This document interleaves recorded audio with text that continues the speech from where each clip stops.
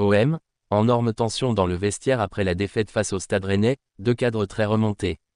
Le coup d'envoi de la saison 2025 à 2026 de Ligue 1 avait tout pour être un moment fort pour l'Olympique de Marseille.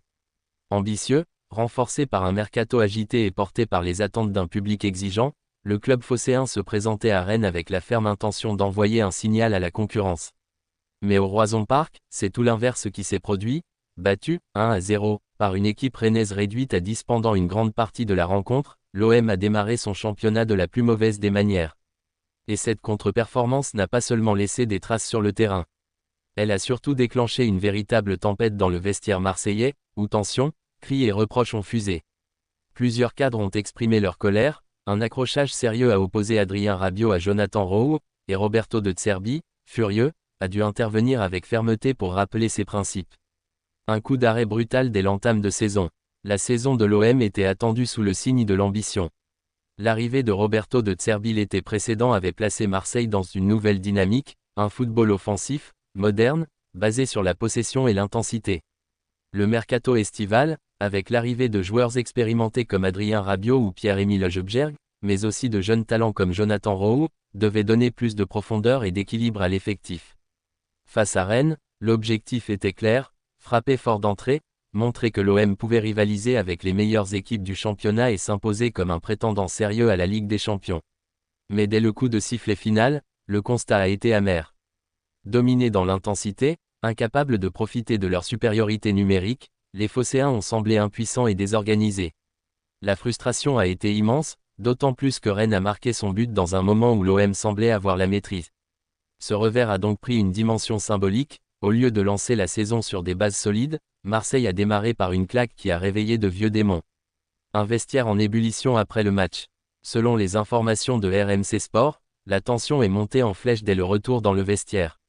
Les joueurs, déjà affectés par la chaleur étouffante et la pression de ce premier rendez-vous, n'ont pas tardé à laisser exploser leur frustration. Plusieurs cadres, dont Geronimo Rulli, Léo Balerdi et Pierre-Emile Højbjerg, ont rapidement haussé le ton.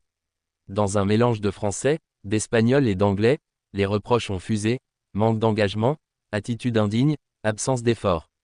Le sentiment d'avoir laissé filer une occasion en or était partagé, et la colère a vite pris le dessus sur la déception. C'est dans ce contexte déjà électrique qu'un accrochage plus sérieux a éclaté entre Adrien Rabiot et Jonathan Rowe. Rabiot versus Rowe, un clash révélateur. Adrien Rabiot, recruté pour apporter son expérience et son caractère, n'a pas mâché ses mots. Visiblement irrité par certaines attitudes sur le terrain, il aurait directement ciblé Jonathan Rowe, l'ailier anglais arrivé cet été. Ce dernier, déjà sous pression après un match discret, a très mal pris ses critiques. S'en est suivi un échange verbal tendu entre les deux hommes. Pas de coups, mais des mots lourds, lancés avec une intensité telle que plusieurs coéquipiers ont dû intervenir pour éviter que la situation ne dégénère davantage. Ce clash, s'il peut être vu comme un épisode isolé lié à la frustration du moment, pourrait aussi peser sur l'avenir de Rowe. D'après certaines indiscrétions, l'ailier anglais fait déjà partie des joueurs dont la situation est observée de près en interne. Si les tensions persistent, il pourrait devenir l'un des premiers candidats à un départ avant la fin du mercato. De Zerbi, un discours ferme et sans détour. Au milieu de ce chaos, Roberto De Zerbi a fini par intervenir. Très remonté lui aussi, l'entraîneur italien a réuni ses joueurs et n'a pas hésité à hausser le ton. Son message était clair, l'OM ne peut pas se permettre des attitudes laxistes, encore moins dans un match où l'équipe a évolué à 11 contre 10. Il a rappelé avec fermeté les valeurs qu'il exige, humilité, travail, engagement total et solidarité. Pour De Zerbi, la défaite n'est pas seulement une question de résultat, mais une question d'état d'esprit. Cette prise de parole, loin d'apaiser complètement les tensions, a toutefois servi de cadre. Elle a permis de canaliser la colère et de la transformer en une sorte de mise au point collective. Reste à savoir si ce discours suffira à ramener la sérénité dans un groupe qui, visiblement, reste fragile. Un malaise plus profond. La scène de Rennes pose une question essentielle, s'agit-il d'un simple coup de chaud, lié à la frustration d'une défaite inaugurale, ou bien du symptôme d'un malaise plus profond? L'OM a vécu plusieurs saisons compliquées sur le plan de la cohésion interne. Le vestiaire phocéen, souvent décrit comme volcanique, n'a jamais été un espace de tranquillité. Les arrivées de cadres comme Rabiot ou Højbjerg étaient justement destinées à structurer ce groupe. Mais la confrontation avec de jeunes joueurs ambitieux comme Rowe peut aussi créer des frictions. D'autant plus que la pression autour du club reste énorme. Chaque faux pas est scruté, chaque défaite est amplifiée, et la passion du public marseillais, si elle est une force, peut aussi devenir un poids lorsque les résultats ne suivent pas. Le retour à Marseille, entre morosité et lucidité. Le vol retour vers Marseille s'est déroulé dans une atmosphère lourde. Peu de discussions, beaucoup de regards fermés, et une impression générale de malaise. Mais à froid, certains joueurs ont relativisé l'incident. Pour eux, cette explosion de colère est aussi la preuve d'un vestiaire exigeant, où personne n'accepte la médiocrité. Dans une certaine mesure, ces tensions pourraient même avoir un effet bénéfique si elles sont suivies d'une réaction positive sur le terrain.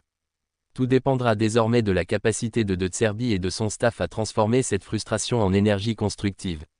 Les implications pour la suite. À court terme, l'OM doit se ressaisir rapidement. Le calendrier est dense, et un deuxième faux pas pourrait déjà mettre l'équipe sous pression.